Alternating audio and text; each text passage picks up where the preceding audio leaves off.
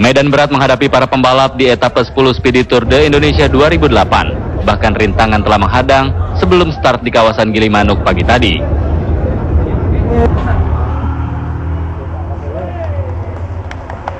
Selepas start, cuaca panas khas Pulau Dewata langsung menaungi persaingan para pembalap.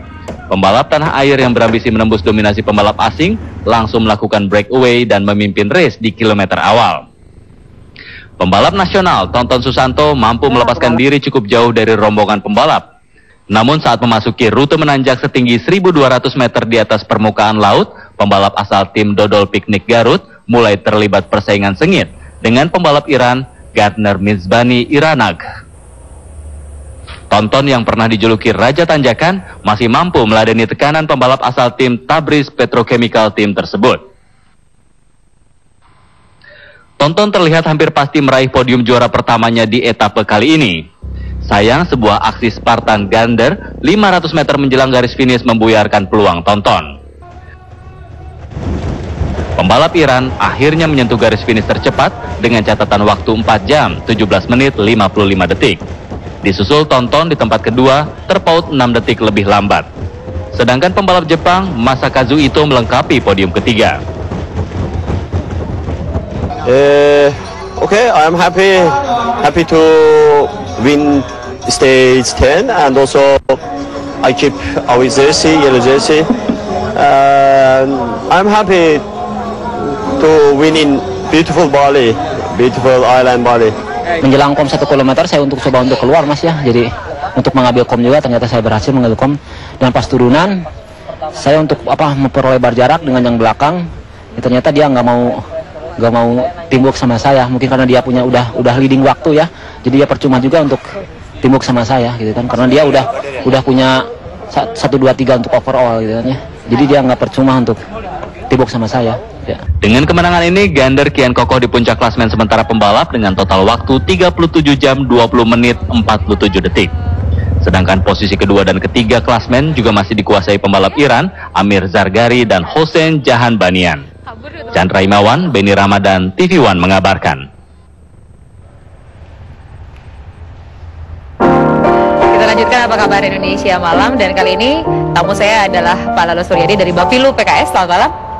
Kemudian Mas Arman dari Lingkaran Survei Indonesia. Kita sekarang berbincang masih soal survei. Kenapa lalu PKS apa karena tidak percaya begitu sampai harus membuat pembanding, membuat survei internal?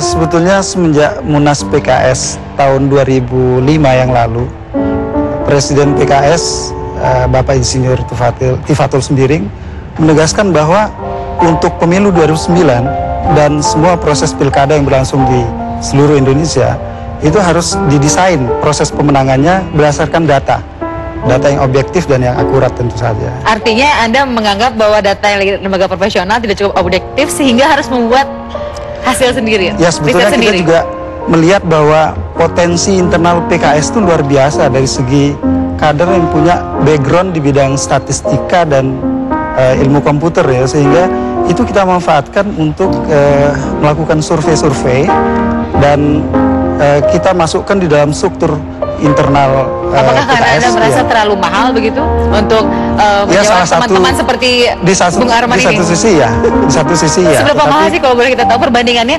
Oke lah, Anda mungkin ragu untuk menyebut angka. Perbandingannya dengan melakukan sendiri dan diberikan kepada lembaga survei profesional? Cukup jauh ya. Cukup 1 banding 10, 1 banding 100? Ya, bisa Anda perkirakan? 1 banding 3 atau 4 lah gitu ya. 1 banding 3. Ya. Jadi misalnya Anda 100 juta, maka kalau ke Bung Arman bisa 300 juta, 400 juta. Ya. Alasan itulah yang membuat Anda memilih salah satunya. Dari sisi berhemat juga kah? Itu salah satu.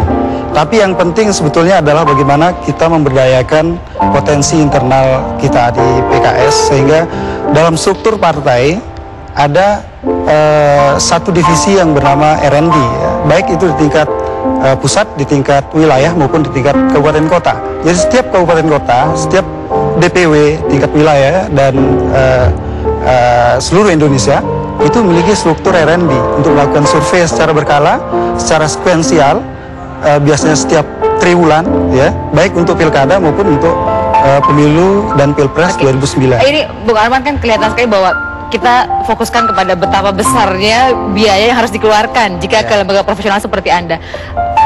Dari mana kemudian Anda hidup kalau tidak ada yang memesan begitu? Dari mana Anda hidup kalau Anda tidak merangkap sebagai konsultan politik? Ya, sebenarnya begini, sebelum saya menjawab itu saya ingin menanggapi juga ya tentang apa yang dilakukan oleh Mas Lalu.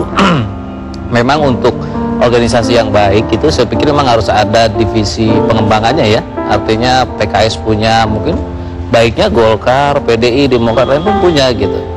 Cuma Kalau gitu nanti Anda kurang pesanan dong. ya, Pemasukan berkurang. Kalau rezeki kan kita itu kan datangnya dari Allah lah. Nggak harus dari itu aja. Nggak terlepas dari masalah itu. Cuma yang menjadi sorotannya adalah kira-kira apa yang dihasilkan oleh teman-teman dalam tanda petik gitu ya, teman-teman PKS, karena kita bicara PKS itu, apakah memang menghasilkan suatu hasil atau elaborasi dari informasi atau opini publik itu secara benar gitu. Anda meragukan Kalau survei melakukan internal.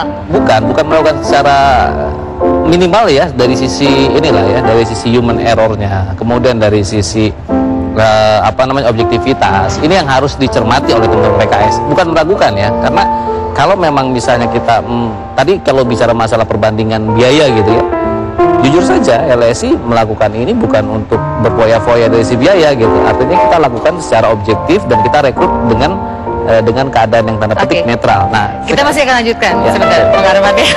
Kita potong di situ dan kita masih akan lanjutkan pemirsa tetap bersama Apa Kabar Indonesia Barat.